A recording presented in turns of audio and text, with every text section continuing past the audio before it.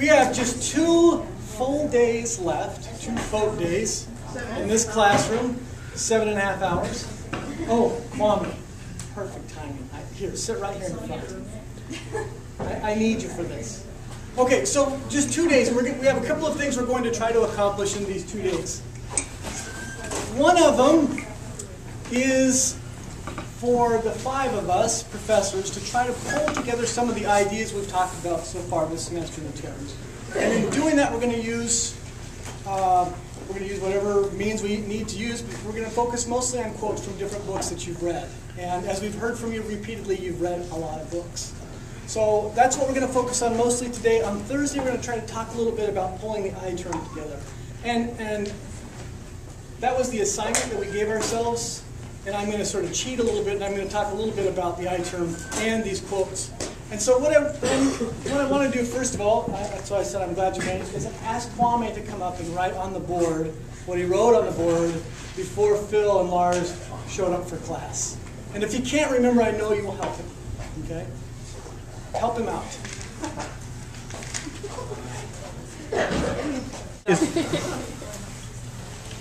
I'm going to sit in the chair, and I'm going to lean back in the chair until I reach the tipping point, and then right after, you can pay attention to this, right after I fall, Chris is going to catch me.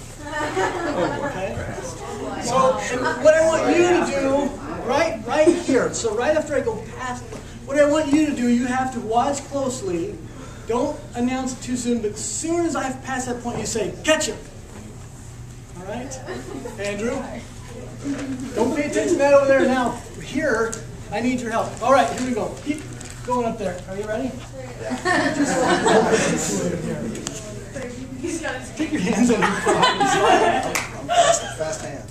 No, you. I'm scared. You paying attention? Yeah. I wouldn't do this, Colin. He Go. looks like a ringer to me. Catch him! Catch him! Thanks, Bob. I didn't hear anybody else. All right. That's all? That's it. Just to let you fall. And you're all, well, let's have it be in the control room. All right, going back to the very first day of class, the thing that I focused on in that class was one word. Does anybody remember the word that I talked about? Very important word. No, close. We got there eventually. No. Yes. Starts with a T. Yes. No. We felt it as I was leaning back. Tension. Tension, yes, tension, right? Tension is that moment when you're a little bit uncomfortable, right? Even though you weren't experiencing this, to go back to Phil's presentation the other day, physically, there was, I hope you were sort of pulling for me, like, right? So that sense of being wide awake. So I want to sort of pair that idea of tension with what we had up on the board the first day. And I want to, by the time I'm done here, and I'm going to try to go pretty quickly, so hang with me, I want to reconsider these statements. So we had, is this Fate of the Earth lecture? Is this Fate of the Earth book group? Fate of the Earth forum? Or Fate of the Earth take action?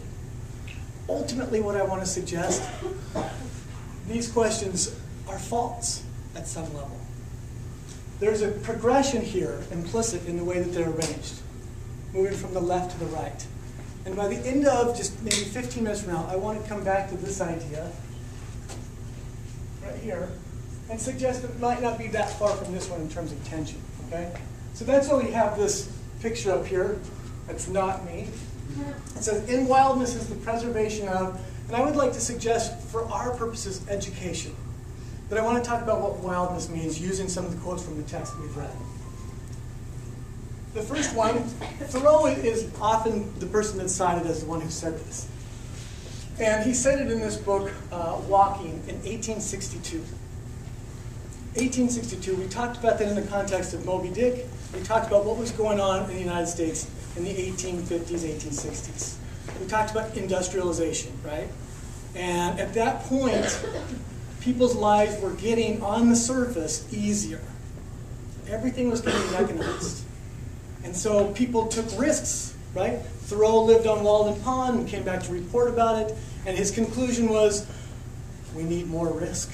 If we don't have risk, we're not going to be essentially human. And more than that, he says, as an American, if we don't keep having places to take risks, like wilderness or even just ponds, we're going to get weak. And there's one little passage here I want to read to this. He says, so Thoreau is talking about the 19th century and his fears that we're going to run out of wildness.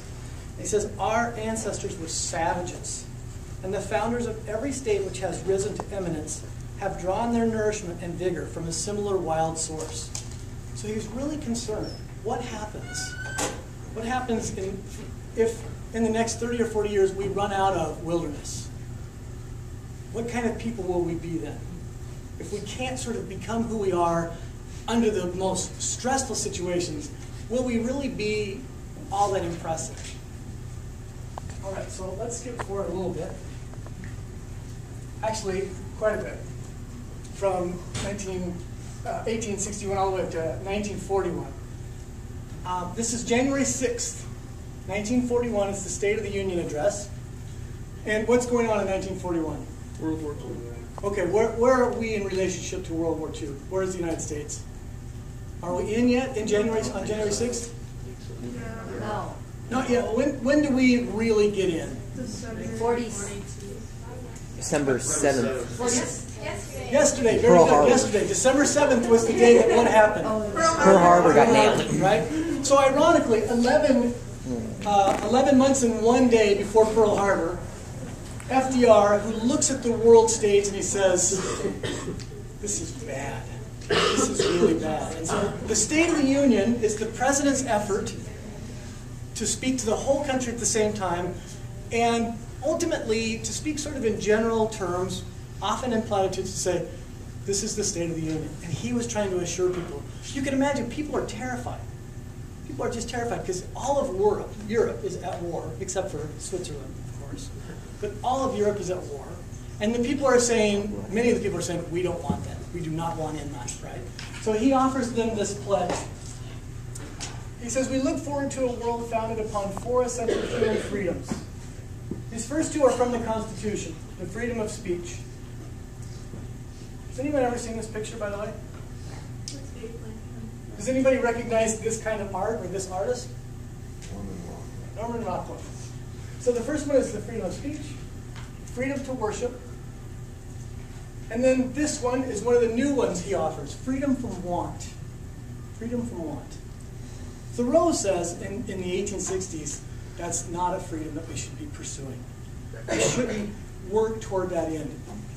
At the end of the semester, given everything we've discussed, and given the one particular focus on food, Norman Rockwell paints this idyllic, romantic picture.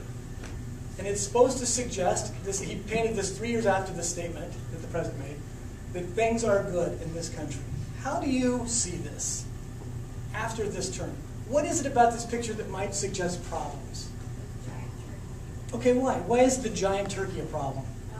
It's an extremely large, a lot of food. It could be not free range, it could be industrialized, or the beginning of industrialized food system. Okay, yeah, I mean, we're into the industrialization, right? It hasn't totally taken over the food system like it has now during your life, but we see this as a potential problem. Anything else here that strikes you as potentially problematic? If you think of this, we're talking historically, but sociologically. Yeah. The woman brings out the food. It looks like she has an apron on, that she cooked it. And Okay, and he is the He's the patriarchal figure. Yeah. Great. So at one point, historically, the president makes a statement and he offers this promise, and most of the people receive the promise as hopeful, right? So freedom from want is one of his pledges.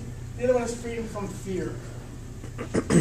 And again, we have this very romantic, mythological understanding. What about our study of media? This is a piece of media. This was great advertising for the president's plan. How do you read this as slanted?